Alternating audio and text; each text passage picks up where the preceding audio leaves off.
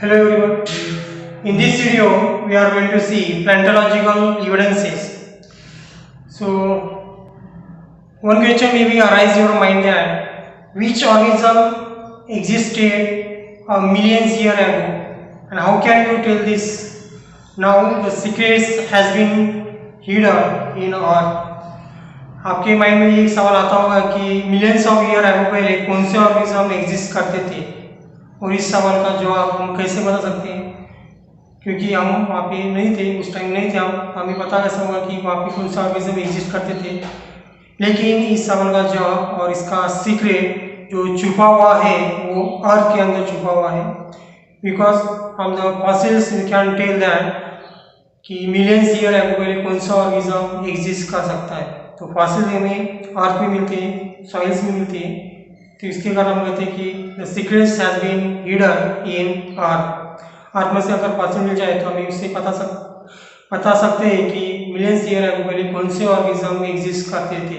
Okay, तो fossil यानी कि क्या? तो फॉसिल्स जो है large number of organism get buried due to the disasters like earthquake, floods and volcanic eruptions। तो डिजास्टर के कारण बहुत से एनिमल जो है वो जमीन के अंदर गड़ जाते थे, और उनकी जो डेड बॉडी थी और उनकी डेड बॉडी का जो इम्प्रेशंस था वो अंडरग्राउंड प्रिजर्व हो जाता था, उसे हम कहते हैं फॉसिल्स।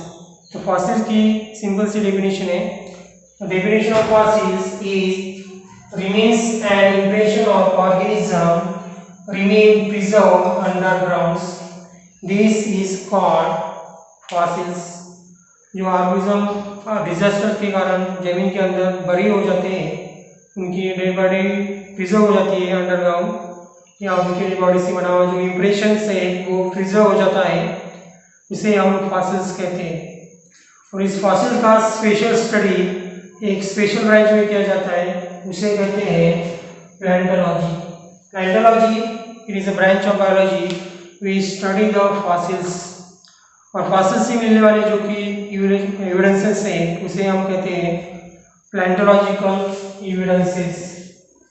ओके, सो फॉसिल का स्टडी करके हमें पता सकता है कि मिलियंस ईयर एगो पहले कौन से ऑर्गेनिज्म एग्जिस्ट करते थे। ओके, अगर हमें फॉसिल का एज पता चल गया कि फॉसिल कितना पुराना है तो हम इजीली बता सकते हैं कि वो ऑर्गेनिज्म कब एग्जिस्ट करता था। ओके, तो एज डिटरमाइन करने के लिए एक स्पेशल टेक्निक का यूज किया जाता है जिसका नाम है कार्बन डेटिंग टेक्निक्स। तो चलिए देखते हैं कि कार्बन डेटिंग टेक्निक्स क्या होती है। तो carbon consumption of animals and plants stop after the death. जब एनिमल्स प्लांट डेड हो जाते हैं उनका कार्बन कंजम्पशन स्टॉप हो जाता है। ये कार्बन कंजम्पशन क्या होता है? जैसे ही हम जब ब्रीदिंग करते हैं तो हम एयर को अंदर लेते हैं, उसके हम ऑक्सीजन कंजम्पशन कर सकते हैं। जब हम वाटर ड्रिंक करते हैं तो हम H2O को अंदर लेते हैं, उसे हम H2O कंजम्पशन कर सकते हैं। उस तरह जब हम फूड को लेते हैं तो उसे हम कार्बन कंजम्पशन कहते हैं। ओके, तो नंबर तो बढ़ता ही नहीं कार्बन का, लेकिन डिक्रीज होना चालू हो जाता है by the process decaying. Decaying process से जो कार्बन नंबर है वो डिक्रीज होना चालू हो जाता है। इंक्रीज होना तो स्टॉप ही हो जाता है, लेकिन उसके ब्रेक के बाद कार्बन नंबर डिक्रीज होना चालू हो जाता है। ओके, तो बॉडी के अंदर 2 टाइप्स के कार्बन रहते हैं नॉर्मली जो हम कंज्यूम करते हैं, कार्बन 14 एंड कार्बन 12। कार्बन 14 जो है ये आइसोटॉप है कार्बन का, क्योंकि जो कार्बन है एक्चुअली उसका एटॉमिक नंबर 6 है और एटॉमिक मास नंबर जो है वो 12 है। तो दूसरा जो कार्बन है उसका एटॉमिक नंबर 14 है, जिसके कारण वो कार्बन का आइसोटॉप हो गया। तो कार्बन कंजम्पशन से हम कार्बन 14 और कार्बन 12 को कंज्यूम करते हैं। उसमें से जो कार्बन 14 है वो आफ्टर डेट कंटिन्यूसली डिके हो जाता है and continuously undergoes the decaying processes, तो उसका नंबर कंटिन्यूसली डिक्रीज हो जाता है। और ये कार्बन 14 जो है ये रेडियो एक्टिव भी है, लेकिन कार्बन 12 जो है इसका अपोजिट है। कार्बन 12 जो है ये नॉन रेडियो एक्टिव है और ये डीके भी नहीं होता है, तो उसके कारण इन दोनों का जो नंबर था वो चेंज हो जाता है। उनके दोनों का जो रेशो है, carbon ratio between the carbon 14 and carbon 12, ये भी डिकेइंग प्रोसेस के कारण कंटिन्यूसली चेंज होता रहता है, कंटिन्यूसली चेंज होता जाता है। Okay, we can calculate the time pass from the date of organism. Organism मरने के बाद कितना टाइम हो गया ये हम कैलकुलेट कर सकते हैं by the measuring the radioactivity of carbon 14 and the ratio between carbon 14 and carbon 12। Carbon 14 और कार्बन 12 का जो रेशियो चेंज हो गया, इस रेशियो को मेजर करके और कार्बन 14 की रेडियोएक्टिविटी मेजर करके हम कैलकुलेट कर सकते हैं time pass from the date of organism, यानी कि उस ऑर्गेनिज्म को मरकर कितना टाइम हो गया ये हम इससे पता कर सकते हैं। और इसी को कहते हैं कार्बन डेटिंग टेक्निक्स। इसे क्या कहते हैं हम? Carbon dating techniques. ओके, जिसका यूज प्लेंटोलॉजी में तो होता ही है, उसके साथ उसका यूज एंथ्रोपोलॉजी में भी होता है। एंथ्रोपोलॉजी में यानी कि स्टडी ऑफ ह्यूमन रेस, मानव वंशज का स्टडी करना, उसे कहते हैं एंथ्रोपोलॉजी। एंथ्रोपोलॉजी में कार्बन डेटिंग टेक्निक का use determine the age of human fossils, human fossil जो है वो कितनी पुरानी है इसे पता करने के लिए किया जाता है। उसके साथ जो मैन्युस्क्रिप्ट मिलते हैं वो मैन्युस्क्रिप्ट कितनी पुरानी है इसको पता करने के लिए भी यूज किया जाता है।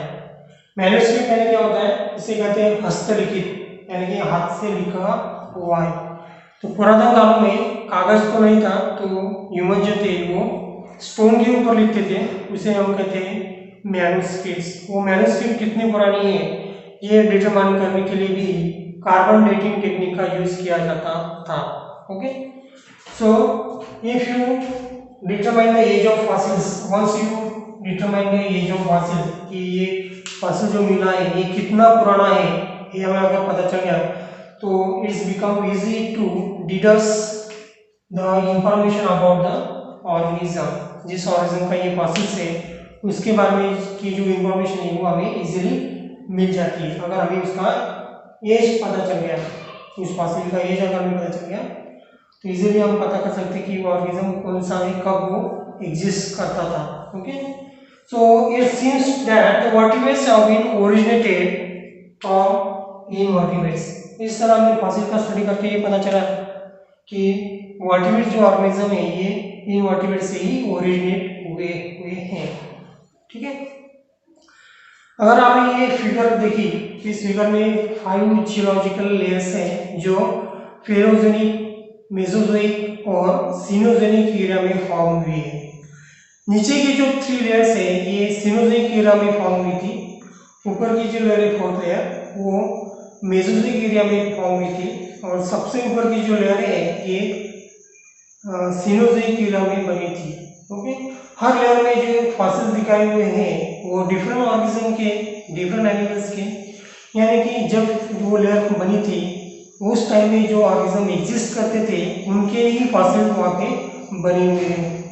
तो इससे पता चलता है कि सबसे पहले कौन सी लेयर बनी होगी, सबसे नीचे वाली, और सबसे पहली कौन सी लेयर बनी थी, सबसे नीचे वाली बनी थी, और लास्ट में कौन सी लेयर बनी थी, सबसे ऊपर वाली। यानी कि सबसे पहले कौन से ऑर्गेनिज्म एग्जिस्ट करते थे, तो जिनके फॉसिल लिस्ट सबसे नीचे लेयर में बने हुए हैं, और सबसे लास्ट में कौन से ऑर्गेनिज्म एग्जिस्ट करते थे, तो ऊपर वाले लेयर में जो बनी थी, जो तब जो ऑर्गेनिज्म एग्जिस्ट करते थे वो ऑर्गेनिज्म थे। इस तरह हम बता सकते हैं कि कौन से ऑर्गेनिज्म सबसे पुरानी है और सबसे नए ऑर्गेनिज्म कौन से, by the study of this fossils. अगर आप इस 5 लेयर को देखेंगे तो आपको पता चलेगा कि सबसे नीचे वाली लेयर जो है उसमें सब ऑर्गेनिज्म जो है वो इनवर्टिब्रेट है, यानी कि ये जो लेयर जब बनी थी तभी सब इनवर्टेड एनिमल्स एग्जिस्ट करते थे। उसके ऊपर के लेयर में जो एनिमल्स हैं वो सब फिशेस हैं जो बिलोंग करते हैं क्लास आइसिस से। उसके ऊपर के लेयर में आपको सिर्फ एम्फीबियंस दिखेंगे, उसके ऊपर के लेयर को आपको सिर्फ रेप्टाइल्स दिखेंगे, यानी रेप्टाइल्स फॉसिल्स मिलेंगे आपको। उसके ऊपर के लेयर में आपको मैमल्स और एविस मिलेंगे, यानी कि बर्ड्स एंड मैमल्स दिखेंगे। एल्गी वो जो लेयर बनी थी तब वहाँ पे बर्ड्स एंड एनिमल एग्जिस्ट करते थे। ओके, इस तरह वो फॉसिल्स कौन से लेयर से मिलता है उससे हम पता कर सकते हैं कि वो एनिमल कब एग्जिस्ट कर सकता था। ओके, तो ये 5 जियोलॉजिकल लेयर्स हैं और 5 जियोलॉजिकल लेयर्स में डिफरेंट क्लास से ऑर्गेनिज्म एग्जिस्ट करते थे। Okay, so this is the palaeontological evidences. So keep watching and keep learning. Thanks for watching.